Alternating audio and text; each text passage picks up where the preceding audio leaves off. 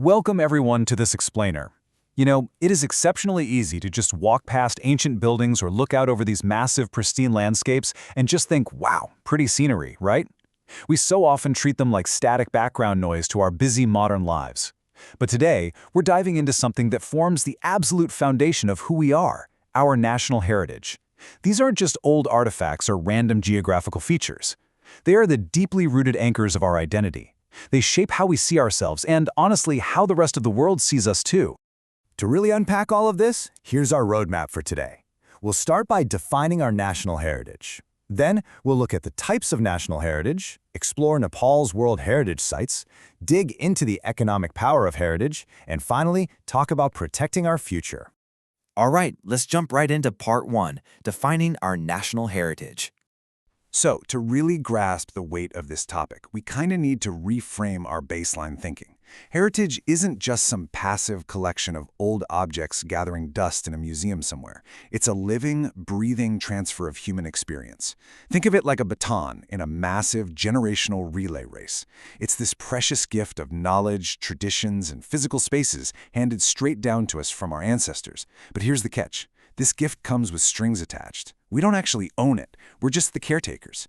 Our fundamental duty here is to preserve this inheritance and pass it on, totally intact, to our kids. It's the literal bridge connecting our past, our present, and our future. There's a concept from the source text that hits the nail on the head. It calls heritage the mirror of our identity, history, and civilization. I just love that phrasing. When we look at our heritage, we're quite literally looking at a reflection of ourselves. In a modern era that's rapidly becoming so globalized and culturally uniform, this mirror shows us exactly where we came from. It reflects the intricate civilizations our ancestors built, the struggles they overcame, and our ultimate pride on the global stage. Without that mirror, a society completely risks losing its unique character. Let's move on to Section 2, Types of National Heritage. So, what does this actually look like in the real world? Well, heritage universally falls into two distinct buckets. On one side, we've got natural heritage. These are the sheer wonders gifted to us by the earth itself, way before humans even showed up. On the flip side, we have cultural heritage. These are the historical, artistic, and spiritual marvels created by human hands and minds. And the really cool part is how often these two blend beautifully together, right? Like when human cultures build their most sacred monuments perfectly integrated into the dramatic landscapes nature already provided.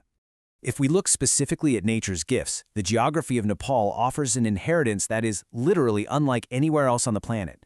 We're talking about world-renowned peaks like Sagarmatha and Kanchenjunga that touch the sky and shape the whole region's climate. We've got vital, life-giving rivers like the Koshi and Gandaki that have sustained agriculture for millennia. And let's not forget the breathtaking pristine waters like Fewa and Rara lakes, or the insane biodiversity protected in places like Chitwan National Park.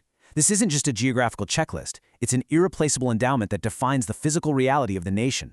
Now, on the cultural side, we have to distinguish between the tangible and the intangible. Tangible heritage is the physical stuff you could actually touch. The ancient palaces, the towering stupas, and intricately carved temples that have somehow survived for centuries. But equally crucial is the intangible cultural heritage.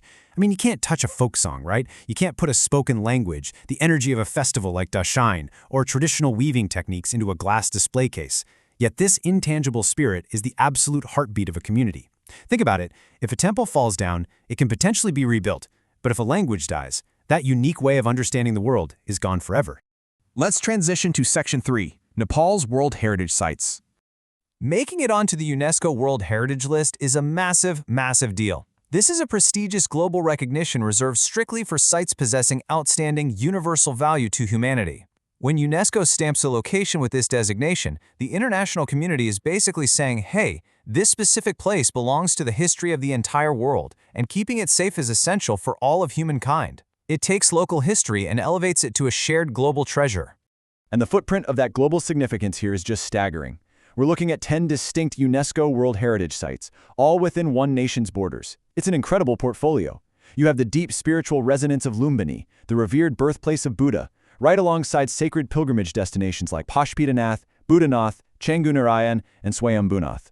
Then you've got the sheer architectural genius preserved in the Patan, Bhaktapur, and Kathmandu Durbar squares, and rounding it all out are those awe-inspiring natural environments of Chitwan and Sagarmatha national parks.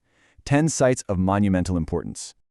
Which brings us to Section 4, Economic Power of Heritage. Check out this number, 6.7%. That is the substantial, quantifiable contribution the tourism sector adds to the total GDP. We really need to look past just the romance and aesthetics of history here and recognize that heritage is a formidable, modern economic engine. The irresistible pull of these natural and cultural wonders is exactly what drives that 6.7%, making historical preservation an absolute foundational pillar of modern economic stability and national wealth. To put that economic percentage into perspective with real people, consider the foot traffic. In 2023 alone, over 1 million foreign tourists traveled to Nepal specifically to experience these wonders. Over 1 million people packed their bags, navigated airports, and crossed oceans, driven by a singular desire to walk through these ancient squares and stand in the shadow of these mountains. That is an extraordinary influx of global interest and capital directly linked to the careful preservation of the past. And the ripple effect of all that tourism goes way beyond just selling tickets at monument gates. It translates to vital, everyday economic benefits for countless local families. It brings in crucial foreign currency that helps stabilize the broader national economy. More directly, it triggers a massive multiplier effect for local job creation, sustaining livelihoods for specialized guides, hospitality workers, and transport operators. Plus, it breathes essential life into the local handicraft trade. Traditional artisans, weavers, and carvers can actually make a sustainable living practicing skills that might otherwise just fade away. Preserving heritage literally pays dividends to modern communities. Finally, let's look at Section 5, Protecting Our Future. Having established both the deep emotional value and the hard economic power of this heritage, we've got to confront an uncomfortable reality. These irreplaceable assets are under severe compounding stress. As cities rapidly urbanize, the physical footprint of these ancient sites is constantly getting squeezed by illegal housing and commercial encroachment. On top of that, rising urban pollution is chemically eating away at delicate centuries-old structures. We also face the deeply tragic ongoing theft and international smuggling of priceless historical artifacts.